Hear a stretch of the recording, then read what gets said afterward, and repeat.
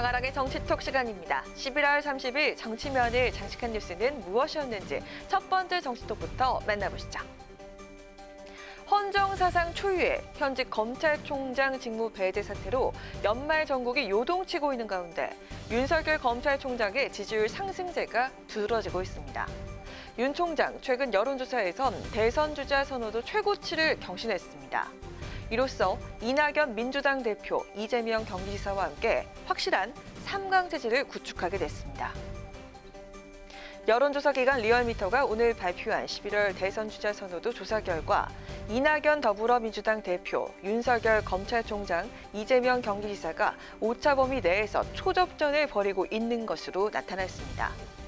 1위를 기록한 이낙연 대표는 20.6%, 윤 총장은 19.8%로 2위, 이재명 지사는 19.4%로 3위를 차지했는데요. 이 대표와 이 지사의 지지율이 하락세를 보인 반면 윤 총장은 지난달보다 지지율이 2.6%포인트 상승해 대선 주자 선호조사에 이름을 올린 이후에 최고치를 기록했습니다. 윤 총장의 지지율 급상승 배경은 최근 추미애 장관과의 갈등이 한 몫을 한 것으로 분석되고 있습니다. 리얼미터 관계자는 추 장관의 직무 배제 조치가 주요하게 작용한 것으로 보인다며 윤 총장이 현재 정권과 가장 명확한 대척점에서 반문 정서를 상징하고 있는 버팀목 역할을 하고 있는 것으로 보인다고 설명했습니다.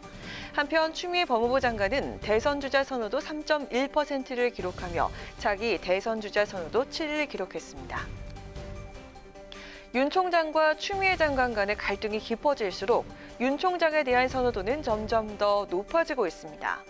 기존의 보수 진영은 물론 중도층의 지지까지 흡수하고 있는 윤석열 신드롬. 이 현상은 과연 언제까지 이어질까요? 이어서 오늘의 두 번째 정치톡입니다. 코로나19 3차 대유행을 막기 위해 수도권의 사회적 거리 두기가 2단계로 격상되면서 청와대도 전 직원을 대상으로 모임, 행사, 회식, 회의 등을 취소 또는 연기하라는 지침을 내렸습니다. 이런 가운데 최재성 청와대 정무수석이 지난 주말에 한 조기 축구에 참석한 사실이 알려져서 논란이 일고 있습니다.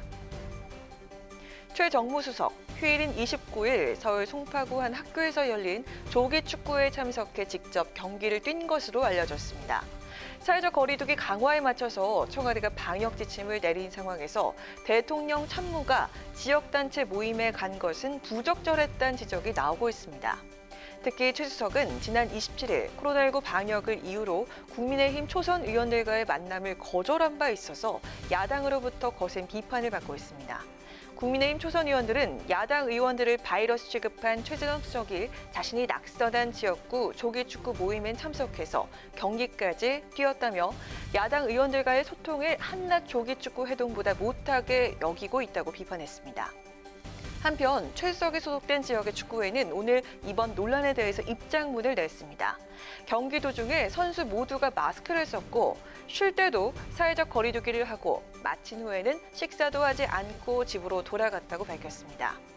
이어 청와대도 최 수석은 모든 방역 지침을 준수하고 경기에 참여했다고 적극 해명했습니다.